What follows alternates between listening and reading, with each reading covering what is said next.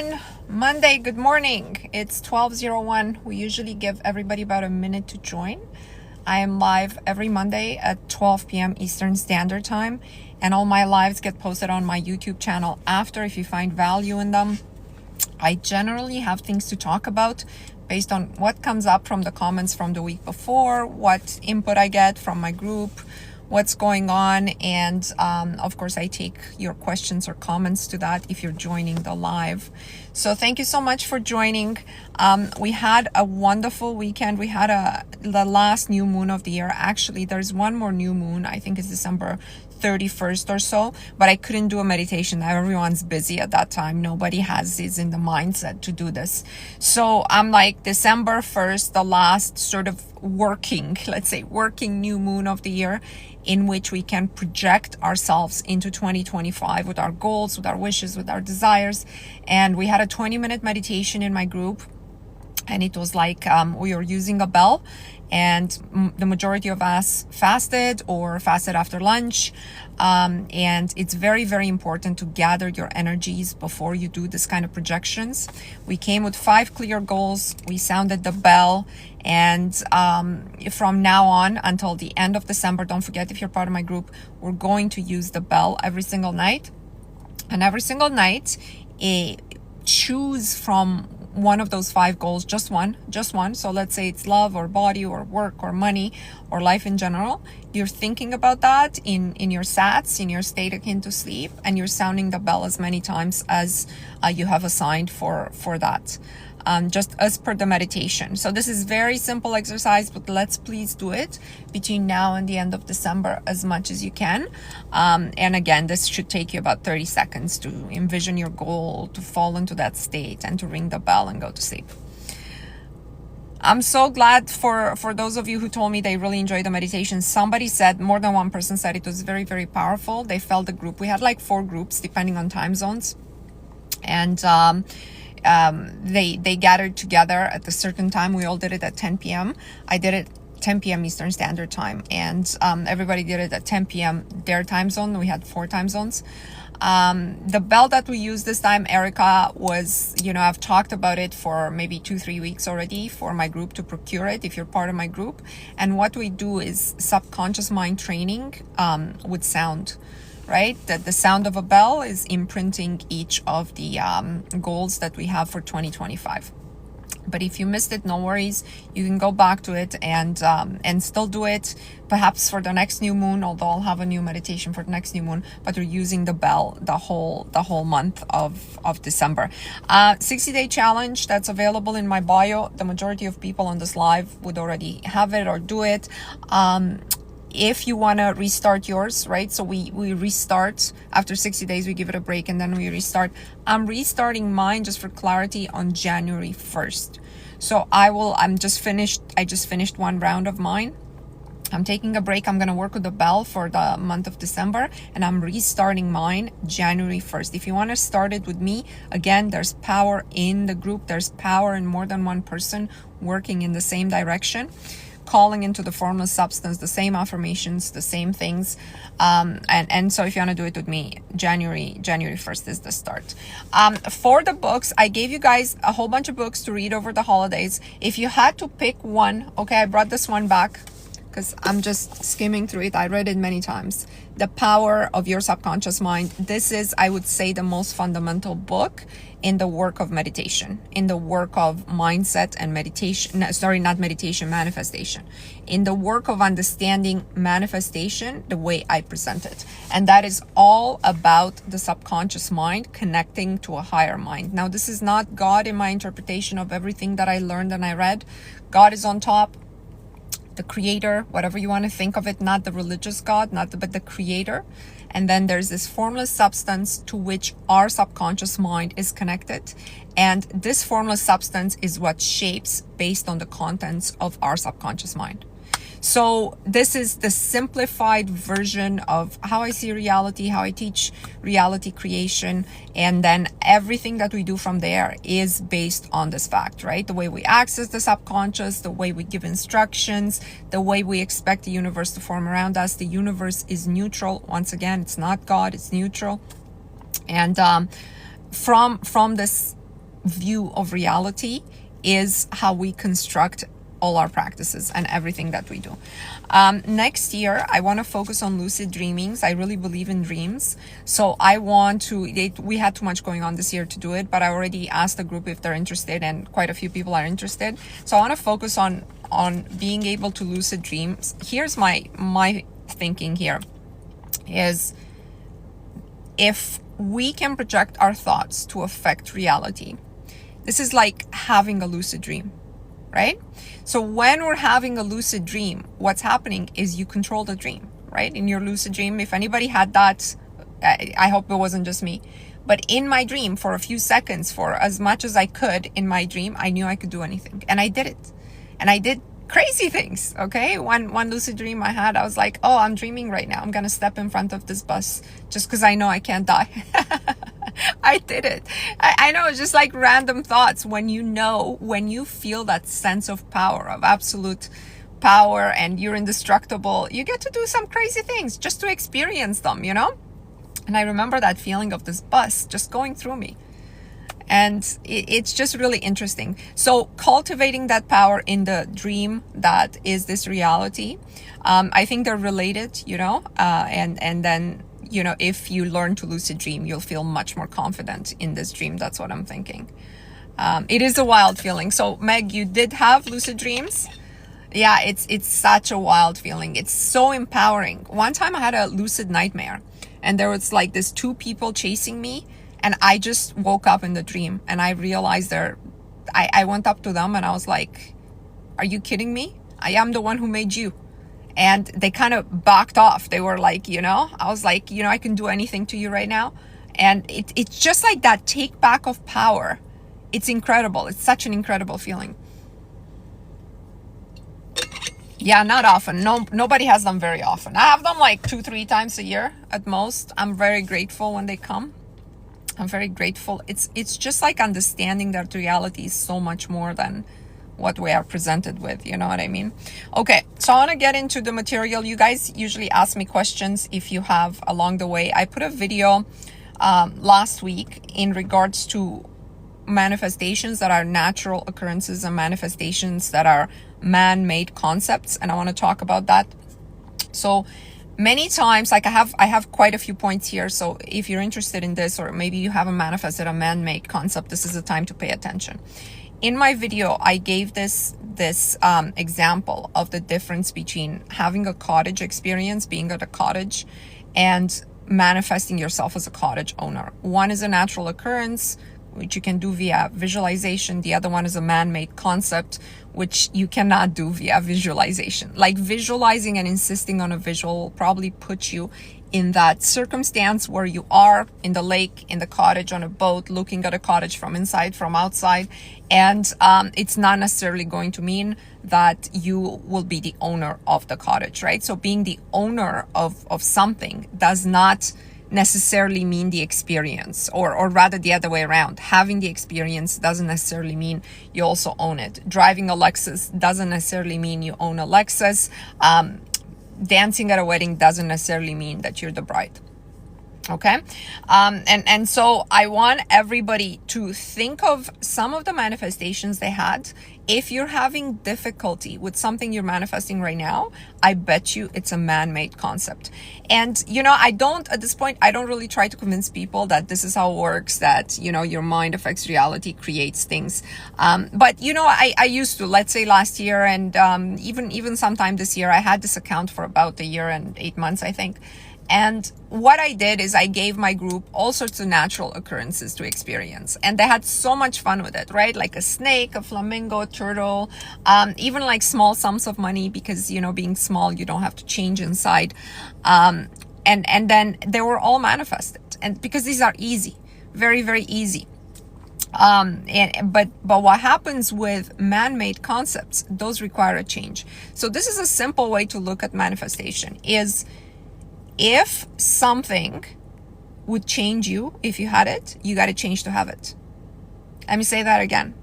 If what you desire would change your life, you have to change to get it. So the person you are today cannot have that. because the person you are today would already have that if you could. So if it would change your life, you have to change. If it wouldn't change your life, okay?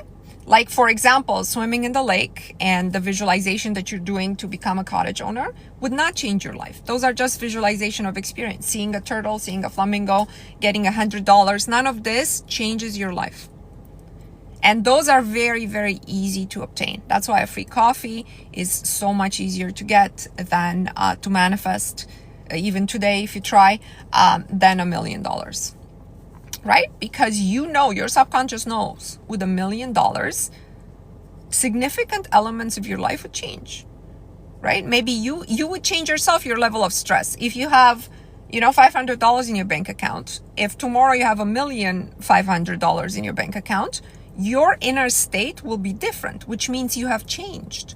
It's not necessarily what you buy, what you do with it, but your inner stress would be maybe zero, maybe reduced from 100% to zero. And so what I'm saying is you got to reduce that to zero before you get $1 million. Get it? Otherwise, it's not happening. Okay. I don't want to be negative. People are saying, Mona, I complicated negative. This is not negativity. I am talking to people who've already tried everything else. If you want to try the easy things first, go ahead and do it. Write it 200 times, 300 times, do spells, whatever you want to do, at level 0 of this game, okay? But once you get to level 1, level 2, you'll understand what I'm saying. So if none, by the way, guys, if none of this makes sense to you, then you're not ready for this information. And, you maybe, if you want to save my account to come to it later, that's okay. But if this information does not ring true in your mind, I don't believe it's for you. Because I really think, like, everything I say is inspired, and every topics that I have are for the people who tune in. So if you tune in and this information doesn't speak to you, drop the live. But if it speaks to you in a sense, please follow this thread. This is inspired action that you're supposed to take today. Follow this thread of energy and be like, holy shit, there's something in here for me. There's just a click here for me. Don't watch it for entertainment. Don't watch any of my content for entertainment. Let's see. Meg says, I know I have to change to be the owner of my dream mountain farmhouse now. Working on it now. Yeah. Anything that would change your lifestyle completely requires inner change first. If you're thinking of a large sum of money, it's the same thing. It's easy to say, hey, you got to feel like that person that has a large sum of money. Okay, but this is very difficult to do. Because like I told you guys, when you go to the grocery store and you look at the price of cherries in the winter to see if you can afford to buy them, you already dropped out of the millionaire state without even you realizing you dropped, because you're not behaving like a millionaire. Your mind is like, you don't have money to buy this, right? This is too expensive. So what I'm saying is it's easier for you to understand and do these changes step by step. Guys, if I want to live that lifestyle, I got to change. How much can I change today? It depends on the day. It depends on the day, but every day I'm going to aim to change to become better.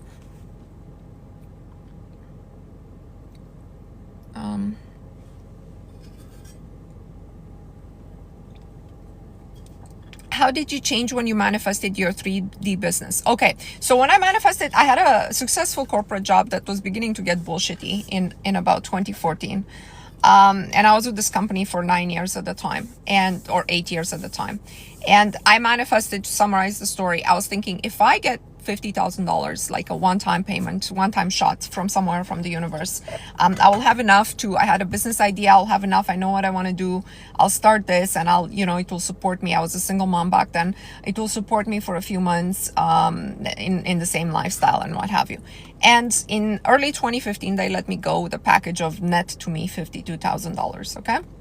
So how did I manifest to change it? In 2014, I found I started the work on this path, even though I knew what this was, and I did it as a child, and I did it sporadically through my youth. I manifested things, including the way my life went. I don't know if I told you this. I don't want to digress. So you're asking me about the business. So when I was in my corporate job and I started to listen to Abraham Hicks, there's something in me that switched to the point where I knew I was no longer aligned with the joy that I had throughout my corporate life, if that makes sense. So Valerie, this is the thing. I decided that this is not something I need to do in order to sustain myself. I was like, this no longer vibes. I had a team, And I was a team leader, right? Like a manager, senior manager. And I much enjoyed those people, much enjoyed the structure until I didn't, until some things changed. There were new, and the work started to feel not like me. It was repetitive. It was like they promoted me as much as they were going to promote me. I wasn't going to go any further. So I said to myself, look, if this business idea came in my mind, I just need some help. I just need $50,000. Okay. I started scripting about being this owner, being like this business owner. I started being in that mindset. This doesn't jibe with me. I don't hate it, but I feel like there was a sense, Valerie, there was a sense of completion here. Right. And then I told the universe what I need to go to the next step. Now, I didn't know the how, but I knew, like, in my mind, that if I was supported through it, of course, the universe could have given me $1 million. But if the universe, check this out, if the universe gave me $1 million instead of the 50 that I calculated to go to the next step, see, that's how I knew it was the right next step.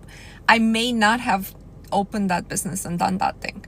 I would have been, I won the lottery. This million is going to last me a bit, blah, blah, blah. So the fact that I calculated the 50,000 as, like, I already knew, I guess, what I was aligned to, what I want to do and the lifestyle I wanted to have. And I never just wanted to sit on my ass at the beach. That wasn't my life goal, right? I wanted to be my own boss and to express this out of myself.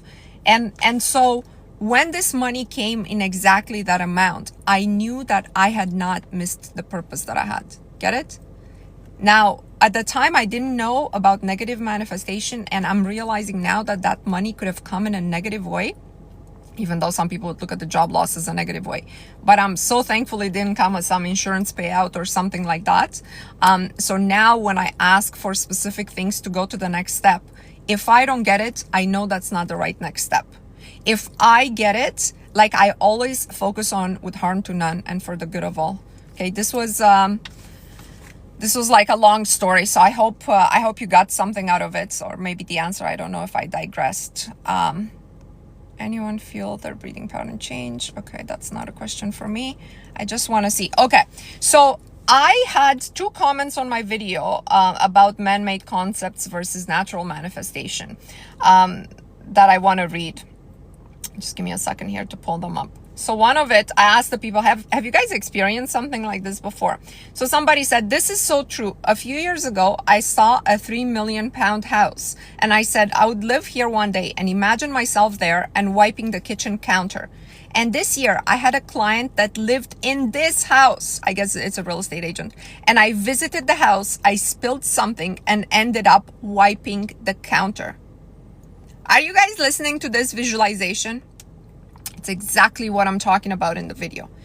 He's thinking, or she's thinking, of this man-made concept of owning this 3 million pounds house, envisioning a scene in the house that would imply that they are the owner of the house, but that scene comes to pass without them being the owner of the house. That is the difference between manifesting by visualizing only and manifesting man-made concepts for which a change in you is required. If you insist on a vision, the vision's gonna come to pass, but not in the way you meant it.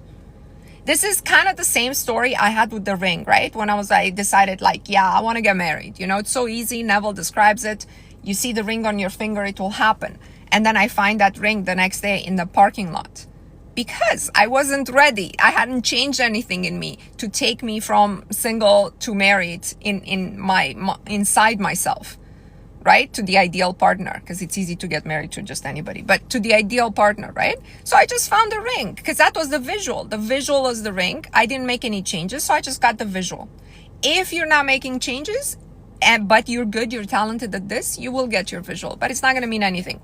Okay, one more on this. Somebody says, yes, it happened to me. I wanted a new house and a shower. I visualized myself in the shower, in the specific shower. Days later, I get into this new gym. I had a shower there. The shower was exactly that shower cap that I visualized. Oh man, that hurts. All of these, like, literal manifestations, they hurt, okay? Because when they happen, what you're realizing is the universe has delivered and you have to start all over again. The universe has already delivered on your visualization, get it? Isn't that tragic? It's just so tragic. But look, Everything is a learning lesson, right? Everything is a learning lesson. I'm giving you the simplified things. I had to learn it the hard way. Anything worthy that I have in my life required inner change before I got it. Okay? Nothing came without the change, except these visuals, except this, random visuals, free coffees, that nothing that would change my life. How to manifest something small to know if it works. We do that with my group all the time. Group energy, being part of a collective, give you an assignment, but I just don't give them anymore because pretty much all my queens are convinced now that it works. I do it once in a while. Now we are at an exercise where I asked people this month to wake up at 3:32 a.m. Just like with group energy. A few people did it. And it's incredible. It didn't happen to me yet, but it's incredible that I wrote a note on something. I did something for my business. I did something, and then the timestamp, and I'll put, and I am doing this. I'm delivering this at 3:32. I looked at the time, but it was PM, not AM, right? But I saw the 3:32. I'm like, oh my God, I just gave that last week to my group to manifest. So the universe, once you say something, guys, it will follow you, and it will just give you something, kind of like that, but it's all based on your, matching your vibration, I need to do more work to actually wake up at 3:32 a.m., right? But the 3:32 was so clear in my mind that I even wrote it down in a situation where it wasn't likely. Anyway, you guys know what I mean. I don't want to waste too much time on this. I bet everybody on this life has already had that experience. I already had that experience of bringing something to pass that they didn't mean. They didn't mean it that way. And if you look at these as like, oh, okay, like a nod from the universe, then you won't really be disappointed. Okay. And then I want to give you an example. One last thing on this: natural occurrences and man-made concepts. In this book that I told everyone, you have to read this over the holiday. Okay. If you haven't, even if you have, read it again. There's a story of, I want to make a big point here, so pay attention. He has a story and about how the subconscious works. And he gives the story of this after World War II, Russia won, and the allies of Russia, right? And Germany lost. And a lot of the people who worked with the Nazis, that brilliant scientists or what have you, some of them went to the United States, but some of them were captured and put into camps, work camps in the Soviet Union. So in his story, one of this scientist, German guy, he was put into a camp. He had in a coal mine. He was doing a really hard job. And if you didn't do the job, they didn't feed you or your rations would be cut. So he started using the power of his subconscious mind. Okay. The book, can I show it again? A very famous book, The Power of Your Subconscious Mind. So this guy starts using his subconscious mind and starts saying, I'm going to escape this camp, this work camp in the Soviet Union, and I'm going to live in LA. Okay, he was in camp for life. So I will live in LA. So he starts imagining from the pictures that he had seen, he's never been to LA, all of those boulevards. He remembers names on the street from the magazines that had, the street names on them. He imagines himself with a certain woman walking the streets of LA, and he's in a work camp. This is like 1940s, okay, in the Soviet Union. And something happens where they miscount the prisoners, and this guy escapes. He runs, nobody was looking for him because they miscalculated the number of prisoners. He gets to LA, he gets to reconnect with this woman from his vision, and he marries her, and then they live in LA at the time this book was written. And he's talking about this. Why is this important for us now? To what point am I trying to make here? What I'm trying to make here is that at the time this book was written, there's 2 points. Point number one, at the time the book was written, for somebody like in the 1940s who is in a camp to see an image of LA, it actually means that he escaped that camp and he lives in LA. There would be no other circumstance under which this could come to pass without his life actually changing. So he didn't need to work on himself because this visualization was enough for a life-changing thing. But now, For me, would this be enough? Why not? This wouldn't be enough. For me, for you, for in the free world. Because if I imagine myself walking the streets of LA, I would probably walk the streets of LA in a business circumstance, in a conference, in a vacation I don't plan on taking right now, but I will upon an invitation of something, etc. And it doesn't mean that me seeing myself on the streets of LA means that I live in LA. But for the person in this story, it would absolutely mean this. Do you guys see what I'm saying here? It would absolutely mean, under his circumstances of being a prisoner of war, working in a coal mine in the US, he would not have all these other options in which the universe may deliver to him walking the streets of LA, except if he actually escaped this camp and was a free man again. That's point number one. Point number one is like when you listen to Neville, when you read these old-time books, it's not that they're irrelevant. They're very relevant. It's just that life has changed now and the universe can deliver to us in an easier way a lot of these elements, just not in the way that we meant. Not in the way that we meant. This book needs to be read once a year, in my opinion. Okay?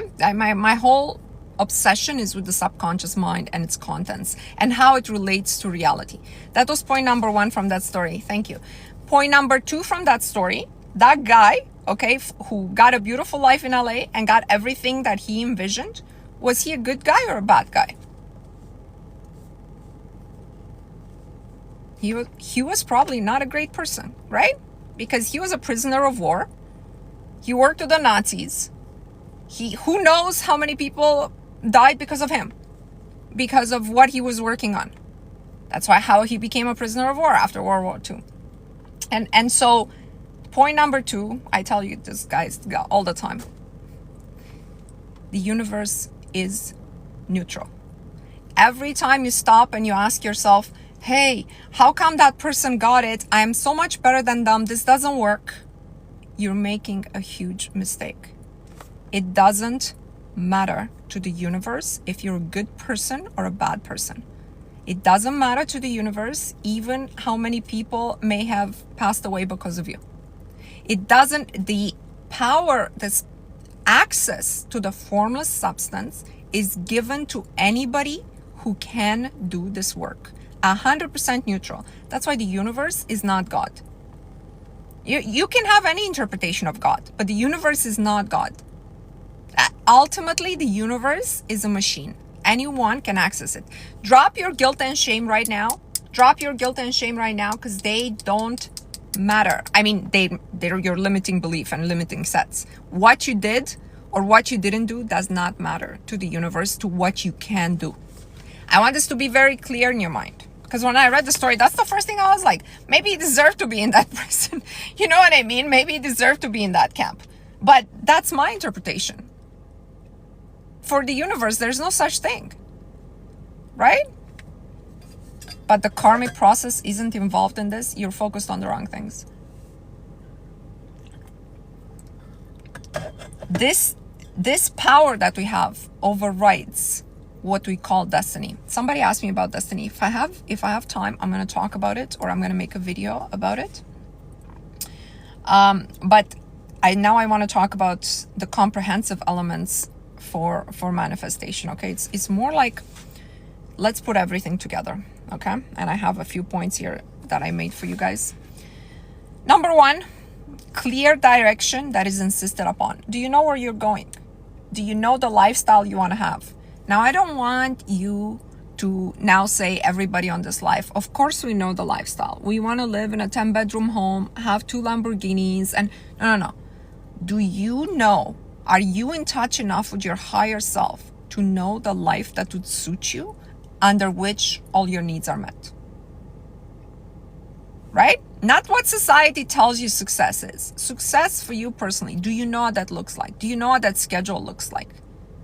Does anybody here want to be Elon Musk? Because I don't want to be.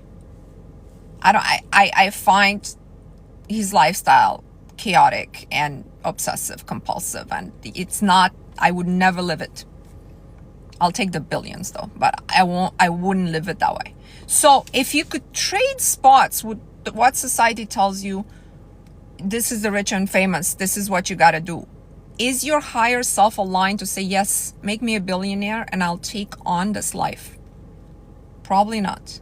My higher self is saying, no, I don't want to be any of the first ladies. I don't want to be any, like, it's not a lifestyle that's suitable for my higher self. Okay? Being surrounded by this whole bunch of people, it's not me. So when I say, do you have clear direction? It's not enough to say I want to have money. You got to have clear direction of what suits you in a lifestyle that's prosperous for you, abundant, successful, but for you. And spend the time, if you don't have that clear idea, to clarify that idea.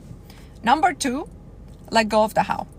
If you're actually giving a clear direction that's based on your higher self, you have to do a lot of work in letting go of the how. I see this in my queens who maybe work with me for like a long time. Everybody has trouble letting go of the how. I find I catch myself thinking about the how in ways that I didn't think it's possible to think about the how that way. Like, not in obvious ways. Okay, like let's say let's say I want a job in the specific company. I don't think the how is look at the job posting and stuff. I don't mean the obvious how. I'm now thinking about other hows. Like, the mind is always searching for solutions. Always, always. As long as you're searching for solutions that are not coming from your higher self. What does it mean? Let go. When you catch yourself trying to control the situation, maybe that's a better way to put it. When you catch yourself trying to control the situation, that's the time where you're like, wait a minute, I'm trying to control the situation. I'm not doing this because I don't know how to make this happen. I don't. And I don't even want to know. Because the moment I want to know, it might not be the best solution. So my higher self, what is the best, okay? I'm going to relax now and let you do the work. I'm going to relax now. And of course, we're doing this in conjunction with dream time, a weekly dream time as part of our group, because your subconscious has to reveal to you where you're doing things wrong, right? We're doing all sorts of other practices. Practice connecting with your subconscious mind, back and forth. So letting go of the how, you'll catch yourself in the how, guarantee you. Today, you'll catch yourself in trying to figure out the how of something. Number 3, be in a state where you always listen for 3D prompts. What does this mean? This means once you let go of the how, you're going to get inspired action. But you'll only be able to read that inspired action if you're in a state of relaxation. If you're not in a state of paying attention and relaxation, if you are angry, if you are reactive, if you are thinking about yesterday, if you're thinking about that meeting you're gonna have in 2 hours, you're missing what's happening right now. And the universe may have responded to you with the first step of the how already, many times, every time you asked, but you didn't, it just passed you by. It passed you by. I just want to stop and see. Yeah, it passed you by because you weren't paying attention to the prompt. These prompts are things that either come to you, as in you didn't expect this phone call, email, you didn't expect this road closure that you would have to go another way. Ask it, why was this road closed? Am I supposed to stop somewhere along the way via a path that I never took and buy a lottery ticket or talk to a stranger or help somebody or go into a coffee shop? Like, what is it? Ask for the next step after the first step. Do you understand? It's a dance together. It's a co-creation. You heard this before. This is what it means to co-create. But to co-create, you have to be here. You know how Abraham Hicks tells you have to sustain an emotion for 16 seconds? I bet you, like I'm telling you guys right now, this is hard. The 16 second is hard.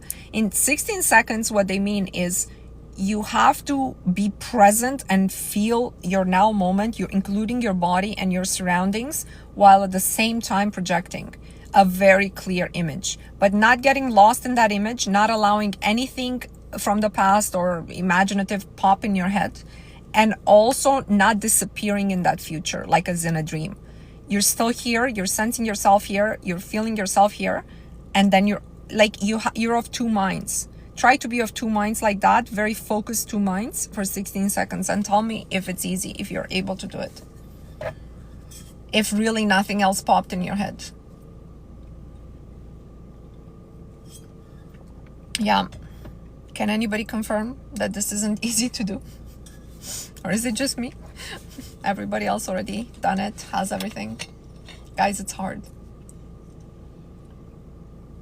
We're so distracted in this world. We're so purposely distracted. All right? It's hard. Yeah, it's really, really hard. Try to do it after this live. You know, when I'm done this live, put your phone aside and be like, I'll do that exercise that Mona talked about. I'll give my group this exercise for this week.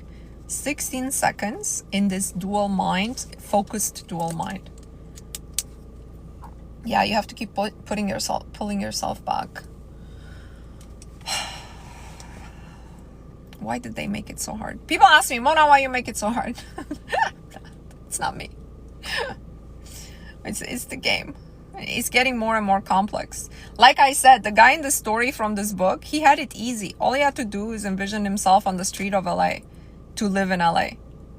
Now it's we can't do that. Like that vision in our mind in today's world, it's not going to produce us living in LA necessarily. All right. Now, so that's 1, 2, 3. All right. Clear direction. Let go of the how. Be in a state to where you always listen to the prompts. 1, 2, 3. In parallel to 1, 2, 3, you got to do self work. So in parallel, at the same time as you're doing these 3 things every day, you got to work on yourself. What does it mean? Work on yourself. Do the work on identifying your limiting beliefs. Believe me, if you're at this work enough, you think your limiting beliefs are like, oh, money doesn't grow on trees and men cheat, like the obvious ones. But you're going to find 100 little hidden limiting beliefs after you conquer the big ones. You're going to find 100 of them. Anybody who's doing this work with me or doing this work in general can confirm this. Maybe somebody can put a comment. Things you never even thought could be like a block. It was just something you repeated.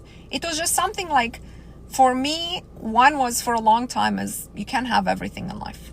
So if you're successful at something, it means like either your love life gonna suffer, or if you're focused on the family, you can't be successful, you can't make a lot of money. It was always this thing like you can't have everything.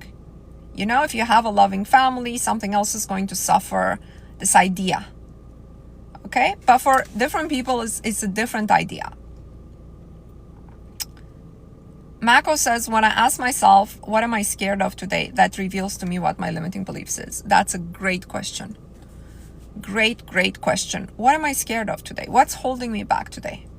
What's holding me back? This is especially relevant if you are a procrastinator, okay? Whoever's a procrastinator, what limiting belief stops me from acting towards my goal right now? What is it?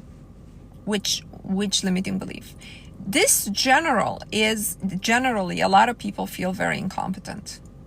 They have not necessarily even low self-esteem. It's more like this idea that you have to be so smart and so capable and so vetted in order to be in a position of power in this world. And this is not true. This is not true. If you meet some of the guys who get like guys, okay, because the majority are men. If you meet some of the CEOs and CFOs, they're not a big deal, man. They're really not. You know, they're not. They're just regular people. They're regular people. They put their pants on the same way you do. They have fears that you do. They have desires just like you do. They were given more responsibility. They were maybe at the right place at the right time. Maybe they just put their hand up. Maybe they were the next logical step. But, you know, they're not really that much different than us. Now, some people, it's obvious they have above average intelligence or what have you, but that's not the majority of people in power in this world. That's not the majority. How to manifest a girl? I love it. They're manifested already around you. It's for your picking, King. It's for your picking. So now it's just the inner work, self inner work to feel worthy of one. They've been manifested for you. What can I contribute to a girl's life? How can I become the type of man that a woman wants and needs? Those are the questions, not how to manifest a girl. By the way, my life is pretty much 18 plus. So if you're under 18, please don't watch my life. Okay, this content is a little deep. Sometimes we talk about the harder stuff. I don't want any kids here. All right.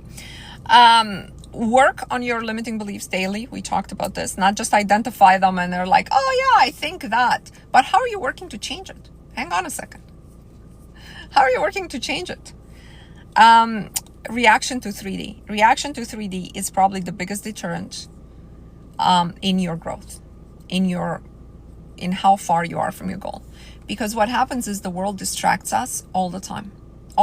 And it will distract you with a feeling that you can't get out of. You can't get out of. Your reaction to 3D. Let me tell you a quick story. Friday, I had delivery of a project for my 3D business. It was complete. And my firm is getting paid today. Everything is good. Everything's online. But the people I was working with on this thing, there was something small that happened in the beginning of the project, which was in April, that made me not trust them, not trust this one particular man. And so after that, everything was fine. Everything was smooth, a little too good. But in the back of my mind, even after we completed everything, I'm waiting for the other shoe to drop. Because in my mind, I've created that expectation that I don't trust this man. That expectation had to play out, okay? So in the last day, he did something that, like it's not going to affect the final outcome, but he's created a lot of stress and drama for like people that I work with and my firm and everything. And so my reaction to 3D can be like initially, I was like initially, when I say initially, I mean for 20 minutes. I was rattled, and then I got a hold of myself and I was like, wait a second, this is what's happening. I expected him to act this way. I expected him to try to screw us. I expected him to, I didn't trust him. This is all playing out. It's all coming from inside of me. It's all playing out. I don't want to feel this anger. I don't want to feel this feeling. It's destructive to me. This is how I work with myself on my reactions to 3D. First, bring everything back to yourself. Be like, what error in my thinking has produced this situation? Unfortunately, most people's ego will not permit them to ask themselves this question. Because most people's ego will be like, it's not me, it's them. It's them, this guy's an asshole. But if you internalize it, it becomes easier because now it's under your control. Now it's like, hang on a second. Did I expect him to be an asshole? I did. I expected him to be an asshole since April. And so I was thinking this is going too smooth. I was expected that. Yeah, of course you live that. We all live that. So I internalize it first. I'm like, no, it's me. Okay, now I'm asking for the formulas to just complete this for me. But also, I don't want to feel anger or hatred towards anyone because I know this is only eating away at me. So think about this. Yeah, victim mentality. I have zero victim mentality. Everything that happened that wasn't good for me was my fault. But I'm speaking this as a person who didn't have childhood trauma, knock on wood, okay? If you had childhood trauma, it's very different. So I'm not talking to those people. I'm saying, as an adult, everything that happened to me was my fault. Was either an error in my analysis of a person, error in not understanding a situation, error in internalizing negative feelings, holding on to grudges. It's all me. And then it's easy to change, right? Or it's easier. Because nobody has to act a certain way in order for something to change for me.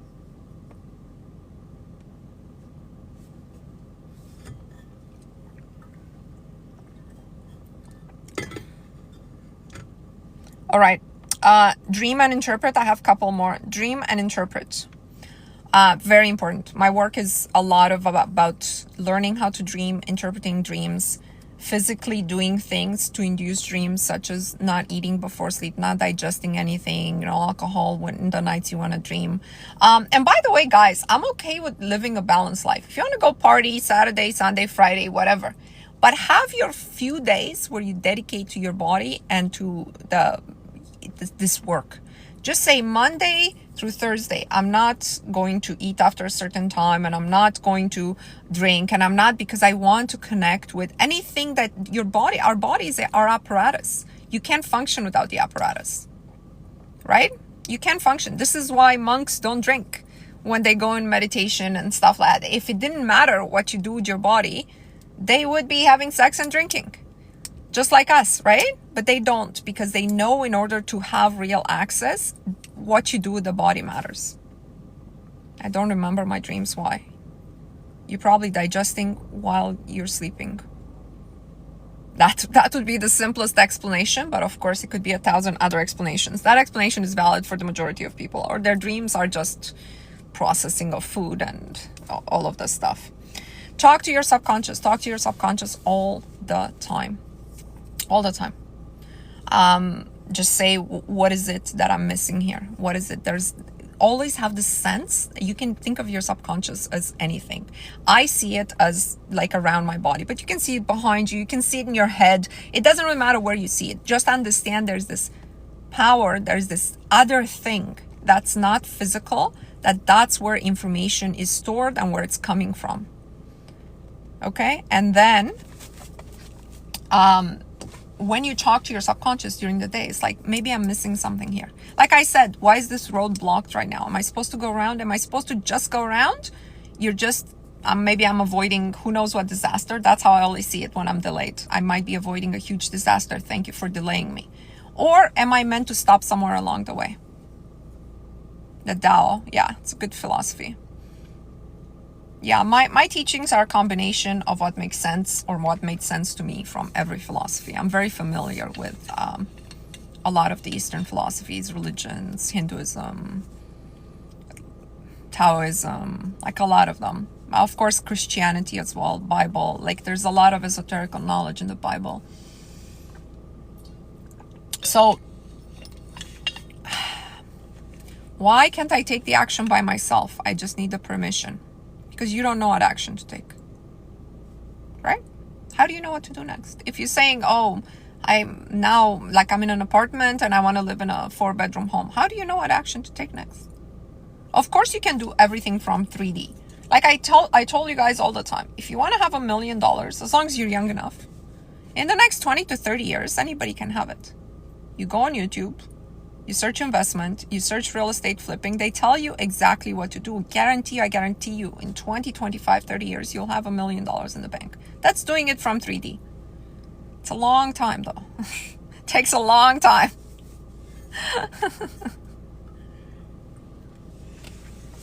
Yeah, I didn't want to wait that long, I didn't want to wait that long to buy a house. I didn't want to wait until I can save all the down payment. I didn't want to make any calculations. I never had a budget, it would take too long to do it like this, I think. Any advice you give for changing the shape of a body applicable to the face? It's not as applicable to the face because your face is being observed by collective consciousness. The body, what collective consciousness allows for changes is how easy the change would be. So collective consciousness allows for any shape of the body, right? Even if you're 300 pounds, collective consciousness allows that in a year you can be 150. But collective consciousness doesn't permit from my nose from going to this to like a tiny button nose. Too many people have observed my nose, right? We'll look up the double slit experiment to understand how observation locks reality into place. Yeah, 1,025 years is not much. Exactly.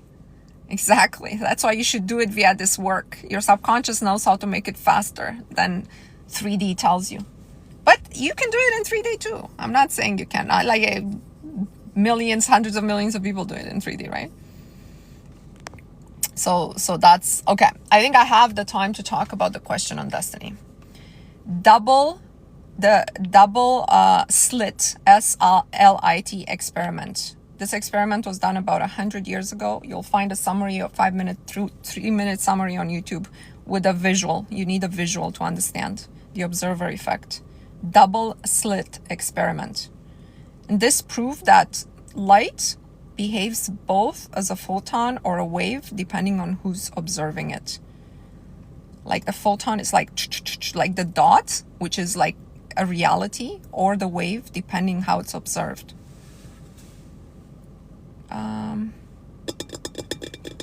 Yeah, if you really don't care about the how, you will get a house handed to you. Let me just read this last one and talk a little bit about with an example. Maybe I'll make a video about it. I don't know. Do you believe in destiny? Is it true that we have chosen one for ourselves before we were born? Is it, if it was a crappy one, can we do anything to change it? So, sorry, I'm going to read this again. There's a few questions here. Do you believe in destiny? Is it true that we have chosen one for ourselves before we were born? If it was a crappy one, can we do anything to change it? 3 separate questions. I'll address number 2 first because that's easy. Is it true we have chosen one for ourselves before we were born? You'll never be able to know the answer to this question. This is not a question I pose to myself, and neither should you. Did I choose it before I was born? What is my soul contract in place? Is it the karma of my past life that has brought this? All these questions can drive you mad if you keep contemplating it. And you'll start excusing things that are happening in your life based on that. Okay, you'll be like, something bad happened, that's my karma from my past life. Something that I'm dealing with an asshole, well, that's my soul contract for this person to be here. So you will find yourself excusing a lot of the circumstances in your life, accepting and internalizing them because of these ideas of karma and soul contract. The truth is, I will never know until I pass what kind of structure there is in the afterworld, right? And so what do I choose to think is what I have proof for, right? The universe is neutral. I can change things and my thoughts affect reality. So therefore, I choose to believe that the initial conditions under which I was born were chosen randomly. I am randomly given a set of initial conditions, and everybody can think that. You can think that. You can choose to think that. And from here on, is there a destiny? Of course there's a destiny. The destiny is whatever is easiest for the game to unfold for you, right? So I'm randomly placed to these parents in this country, in these circumstances.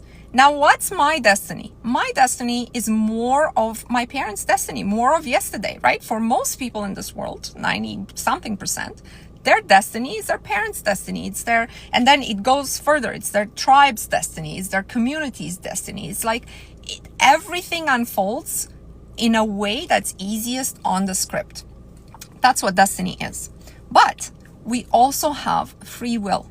The free will people completely misunderstand, and I've done several videos on this. Free will is not you choosing what happens tomorrow. Free will is deciding on an outcome irrespective of your random initial conditions. It's like, okay, I was born in this and that, I was taught X and Y and Z, but none of this matters. Forget about your past struggles and results. Now I'm going to define my destiny, where I'm going. And then you do the work that we just talked about for an hour in how you approach, the clear intention, clear direction, identifying limiting beliefs, insisting on an outcome, searching for the reasons why 3D is the way it is, internalizing, taking within yourself, hey, it's my fault that I'm feeling this way.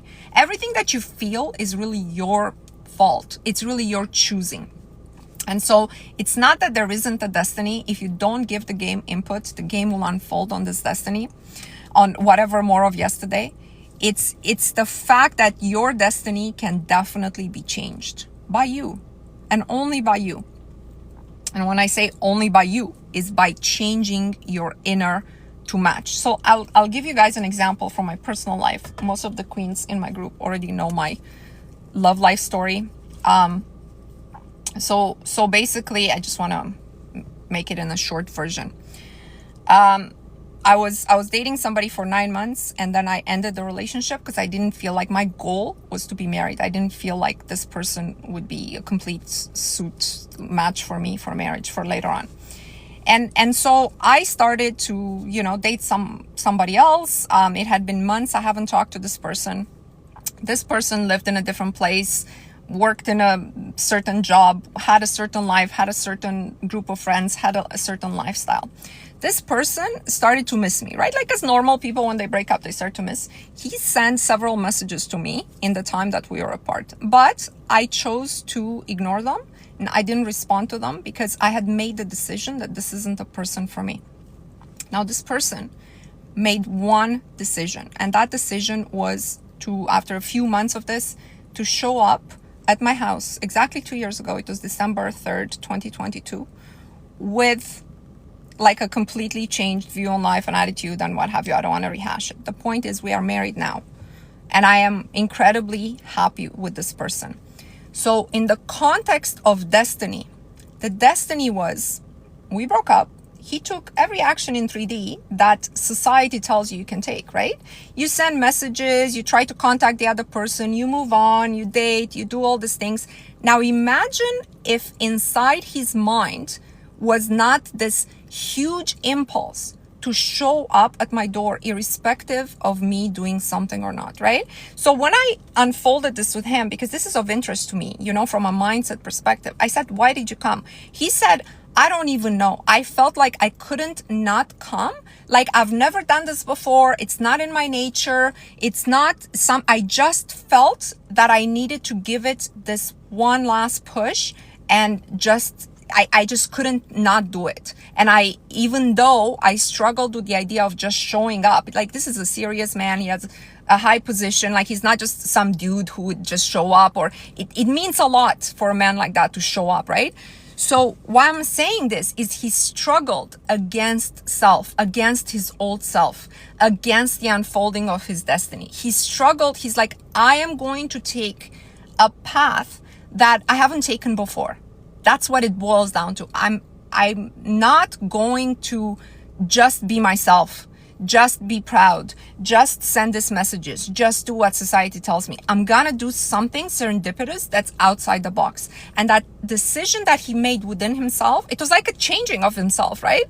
In that decision, the trajectory of his destiny completely changed. And we were talking last night about it. I was like, can you imagine if 2 years ago you didn't show up at my door, right? Like I had moved on with my life. You were moved on. We were doing these things. You had just been like, hey, I texted her 3 times. She never replied. Forget her.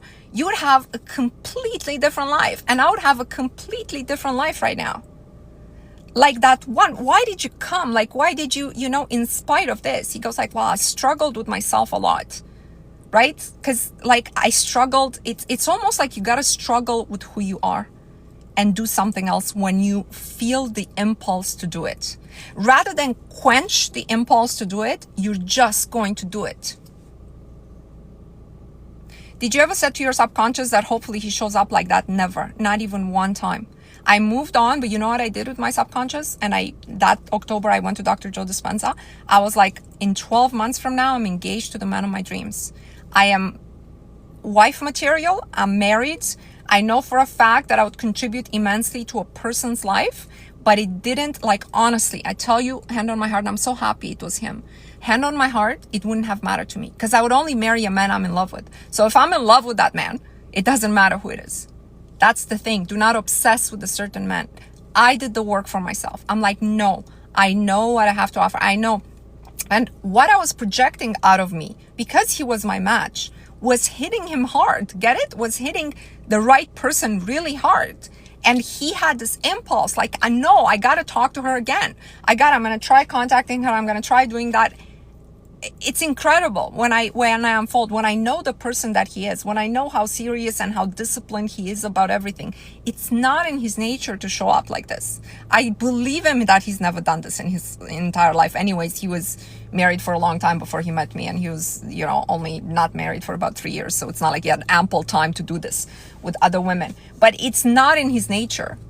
You know what I mean? So I want you guys to understand that in order to have something else, you really have to do something that you yourself wouldn't be doing today. The self that you are today. You just said it was hitting him hard. No, I'm assuming it was hitting him hard. The universe always finds the easiest way for the universe to fulfill your request that it can't ignore. And I think the universe just couldn't ignore my request to be engaged within 12 months. I was 100% convinced, guys, I was convinced when I wasn't talking to anybody after we broke up that I would be engaged in 12 months. I was 100% convinced. I managed to convince that. And so the universe, when it's looking, it's being like, well, this guy already matches with her, so we just need to do X, Y, Z, and, right? That's different than doing the honey trend. Oh, he loves me, writing 100 times. Who cares if it's him or not?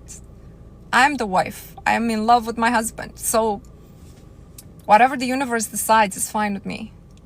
Whoever the universe decides to make obsessed with me, who'd be good for me, I guess that's okay. No? Come on. Can you make a video or share your most crazy and unbelievable success stories? Probably not. Probably not. Most people wouldn't even believe like my success stories in that sense. There's no need, right? I put this work out there, like I said, it's inspired. It's meant to find the people that it's meant to find.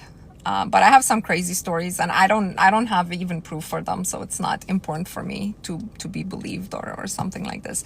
Please believe that anything is possible. Really, anything is possible, unless it's completely unaligned with your higher self. I gave this example in my last live, right? Like if I said I'm a world famous singer, that's unaligned. You got to know yourself. Know yourself. Go over the steps that I've outlined in this live. Don't miss it. It will be posted on YouTube. I see my mommy pulled up next to me.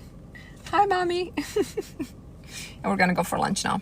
All right. Let's put our hands together for the 369. I am a winner. This takes 30 seconds. If you don't want to do it with us, I'll see you next Monday. One breath in. I am a winner. I am a winner. I am a winner. I am a winner. I am a winner. I am a winner. I am a winner. I am a winner. I am a winner. I am a winner. I am a winner. I am a winner. I am a winner. I am a winner. I am a winner. I am a winner. I am a winner. I am a winner.